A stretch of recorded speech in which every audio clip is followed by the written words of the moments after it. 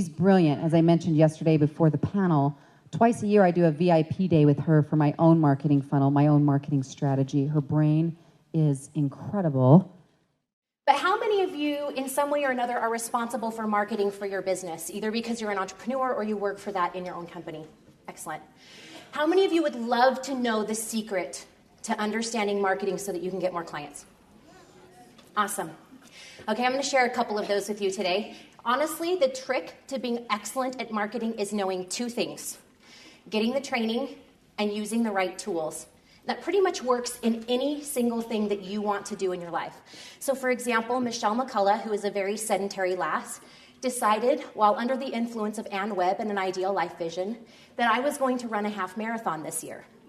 I put it in my life vision, and I went out and I had to get the training, right? I had to follow some sort of training program. Now, previous to this, I had run a 6K, and I had run a few 5Ks, but seriously, my idea of exercise is from the couch to the kitchen. So we all knew that this was a big stretch. So I had to go post on Facebook, I'm running a half marathon. And I did it, and I said, great, I'm totally and completely committed. So I go and get the training, and then I need some tools. And boy, are there all these kind of tools for runners. There's all this, Gatorade, Powerade business, and some of those stingers that Elizabeth was talking about. And you need some chews, and you need the goo, and you need some mace if you're ever going by yourself, and you need a spy belt so you can carry all of this stuff. And so I'm getting inundated by my running friends about all of these tools that I need. One night I head out for my first 8-mile run. And I'm going by myself down Provo Canyon because I'm running the Hobble Creek Half. And I am going by myself, but it's still light, so I take my can of mace because everything's safe if you have your can of mace. And I am running along. I'm getting to the end. I am almost crying. I cry a lot. If you hear, I cry a lot. I'll try not to cry talking about social media, but I do cry a lot. Every now and again, I'll get to a place where I say, I'm so proud of myself. I get a little choked up, like when I actually started the half marathon, I was crying with my first step. I can't believe I did this. So I'm feeling pretty proud of my 8 miles. And about 7.4, I'm getting to the end. The sun is setting a little bit. My friends are already laughing. And if at any point you feel like you need to laugh, that's okay. That's the whole point of telling a story like this. I'm getting to the end. It's getting kind of dark. I have to go under the freeway in the Provo Canyon. And so I thought, I'm just going to flip the lock on that mace, just in case, because if a runner or somebody comes up that wants to do horrible things to me, I'm going to be ready. And so just about 35 seconds after I make that decision, I trip over my feet. My thumb hits the mace. Now, it was very quick. I can tell you in a test, I wish I could have taken a picture in that very instant, because it was like the size of 2 peas that hit my finger. Okay, but I don't know if it was that there was some aerosol that sprayed back into my face, or if it ricocheted off of my finger into my face. Regardless, there was mace in my face. And so I'm laughing because my friends will also tell you junk like this happens to me all the time. I am a hazard to myself, and so I start singing, I'm a hazard to myself, don't let me get me. And yes, this has a point, but stay with me for a minute. And I am just running, and I'm just grateful. I can start to feel a little sting, but it's all right. I can still run. 7.5, I get there. 7.6, I get there. 7.7, my face is aflame. A flame. I know this stuff works, right? So at least I'm sweet, tool coming with me all the time. But I'm getting to the end, getting to the parking lot. By the time I hit the parking lot, I cannot see. And I am crying, and I'm trying to decide what to do. I know I can't drive myself home. There's the Will's pit stop over there. I guess I can wash my face out. But I fumble, and I get my phone so I can Google mace remedies. I can't even see to do that. I don't know who to call. I'm calling my husband, because doesn't your husband always keep his phone with you when he knows that his wife is running all by herself in the Provo Canyon? No. It's sitting on the shelf. I call my mother. She's like, I'm sorry, I don't have internet on my phone. Who doesn't have internet on their phone? And so finally I'm like, okay, I'm just going to try soap and water. But I was scared because I thought, what if that's the one thing they tell you not to do? Don't put soap and water if you have mace. But I'm like, that's the worst I can do. So I'm crying like a baby. I'm running soap and water. About 20 minutes later, I can go Google mace remedies. And I get what the answers that I need. I'm texting Kelly. You can laugh later, but can you please tell me if there are any essential oil remedies for mace in your face? And she texts me back about an hour later, thanks. but tells me what to do, and everything was fine. The message is simple. Right tool, wrong time. But marketing is getting the right messages to the right masses through the right mediums. 3 things. It's not in any textbook. This is the world according to Michelle, but I want you to start to think about marketing as a trifecta. You can't just tell people. You have to tell the right people. Don't get bogged down with buying lives of random individuals just for a number. Take the time to build an audience of people who know you, who love you, and who won't just follow what you're saying on a daily basis, but will share it.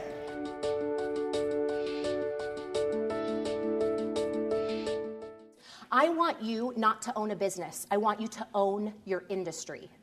And I want you to try that on for a minute. And it sounds big, like a big, hairy, audacious goal, but if you want to separate yourself from the competition, then you become the go-to resource for everything in your realm. Now, is that really possible? No, but you're going to grow over time to be that so that people say, hey, listen, if I want information about holistic health, I go to her every time because she's always bringing in lots of resources. She's showing articles from other magazines. She's got awesome, great content. I know that I can trust her with information because she has everything that I need. So you want to own the industry to a sense, not just your company.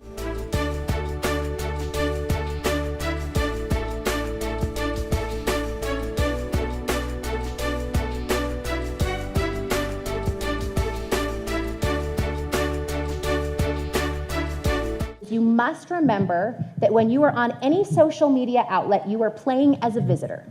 You're a visiting team.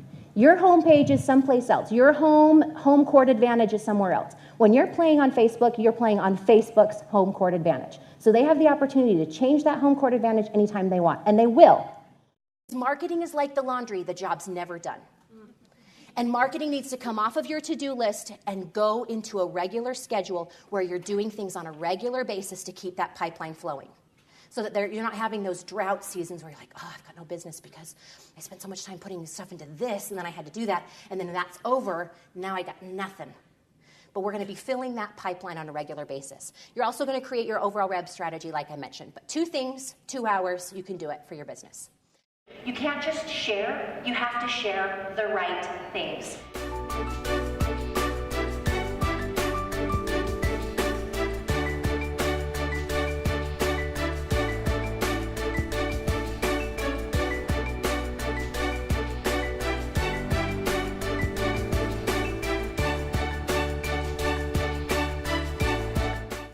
So I was in college in St. George. How many of you have ever been to St. George, Utah?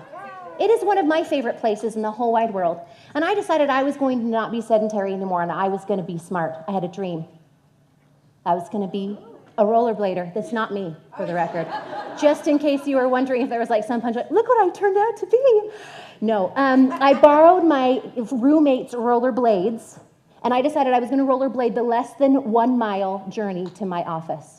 Now, I worked in Ancestor Square, right by Pizza Factory, for those of you who are familiar with it, but I lived in the back, on that back street, and so I decided I was going to head out. Now, I don't know much about those rollerblades. I don't know how to use those stoppy things that they have on the back. I think there's an official term.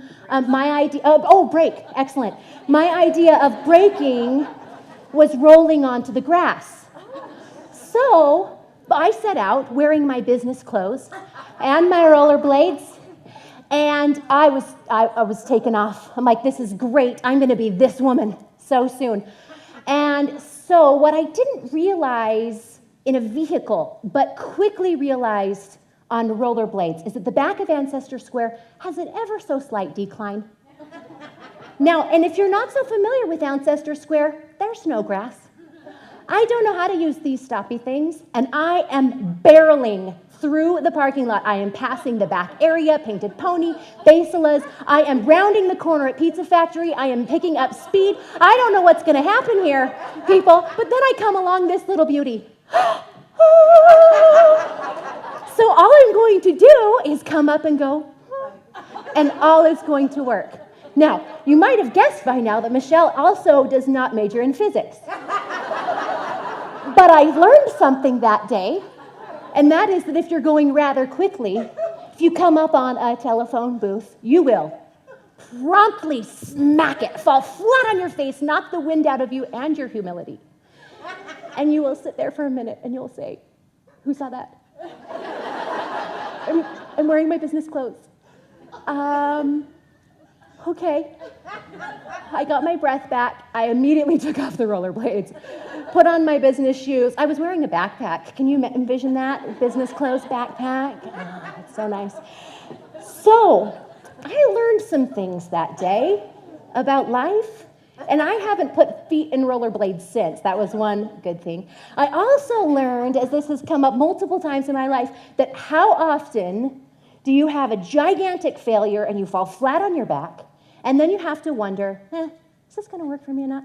How many of you, because we're bold and brave, I just shared something really embarrassing, so you can be like really real, right? How many of you feel like you've tried social media and you failed? Okay, how many of you feel like you're having some good social media successes? Okay, excellent. How many of you feel like you still want to do more? Excellent. So what I'm going to tell you today is about regardless of where you are. I have learned a lot of things. I have failed a lot on social media. It's through trial and error that we figured out how to get Startup Princess to 279,000 followers on Twitter. We gain about 1,000 a week using what I'm about to show you. We engage through other social outlets, but we figured out how to make that work. So I'm going to show you our 5 steps so that you can do them and that you can feel like you can wear your rollerblades online. I know. I just thought of that. But one piece is missing for some of you. You're spending a lot of time online, you're spending a lot of time in other places, and you're not making any money. To me, I don't call that marketing, I call that wasting your time. People go to social media for 2 things. They go online for 2 things, information and connection. And so for you as a business person, if you're throwing out all of these sales things all the time, then they're not even looking at the messages you're putting out there because you're not meeting these 2 needs. 50% of your posts should be service, 25% socialize, 15% sign up for the email list, and finally 10% for selling.